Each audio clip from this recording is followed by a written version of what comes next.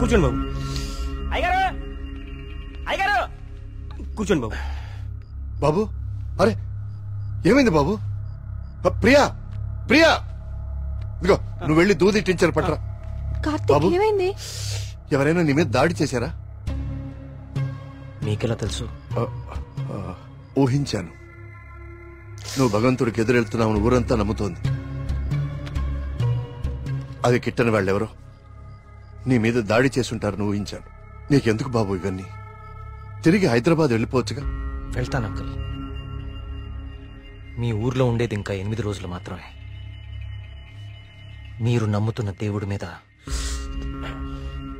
గెలిచి వెళ్తాను. గెలవడానికి ఆ భగవంతుడి సాయం కావాలని నేను నమ్ముతాను. నువ్వు ఆ భగవంతుడి మీదే గెలుస్తానంటున్నావు. నీ ఇష్టం. వెళ్ళొస్తాను అంకుల్.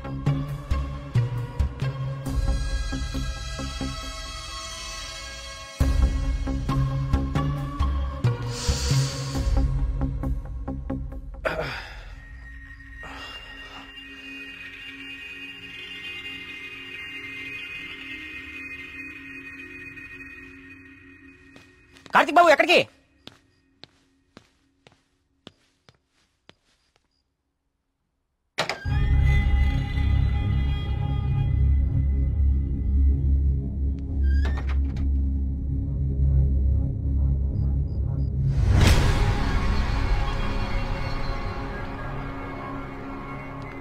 రండి రండి.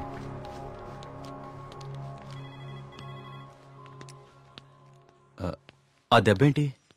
చిన్న యాక్సిడెంట్. జాగ్రత్త కార్తీక్. చాలా ఆశ్చర్యంగా ఉంది ఇన్స్పెక్టర్.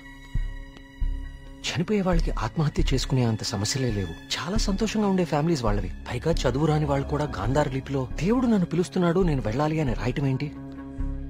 చనిపోయే ముందు నెమ్మలి కనపడి మాయమైపోవటం ఏంటి? అసలు ఏమీ అర్థం కావట్లేదు.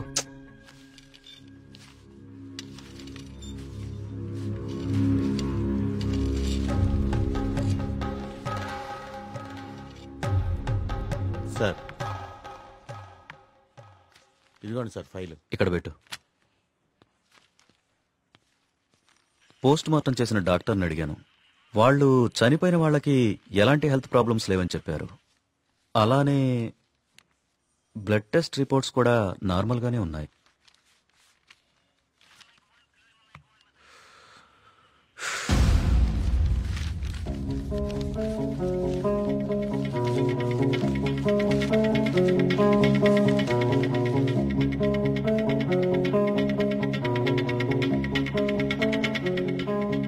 ఏంటిది?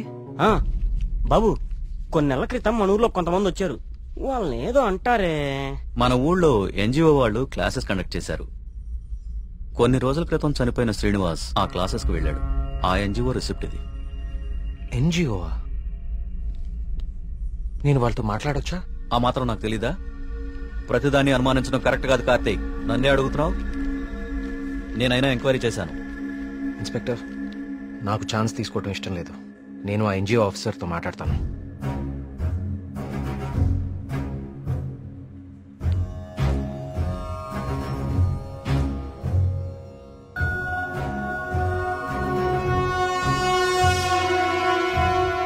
ఓకే, సారీ అండి. అలా మాయలేడి రూపంలో మారీచుడొచ్చి రాముణ్ణి లక్ష్మణుణ్ణి దూరంగా తీసుకెళ్లిపోయాడు. వెంటనే రావణాసురుడొచ్చి సీతమ్మ వారిని ఎత్తికెళ్లిపోయాడు.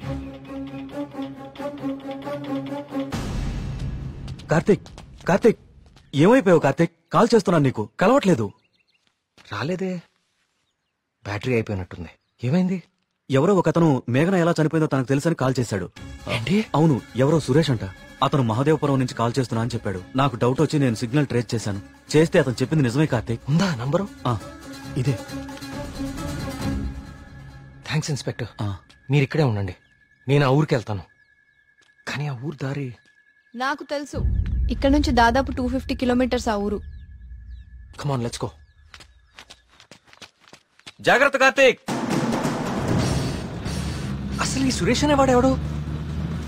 తనకి మేఘ్నా చావు గురించి ఎలా తెలుసు? నేను అదే ఆలోచిస్తున్నా కార్తీక్. ప్రియా ఒకసారి నీ ఫోన్ ఇవ్వు.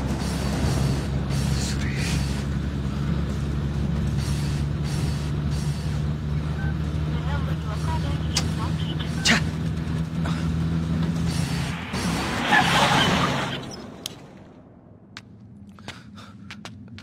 రా.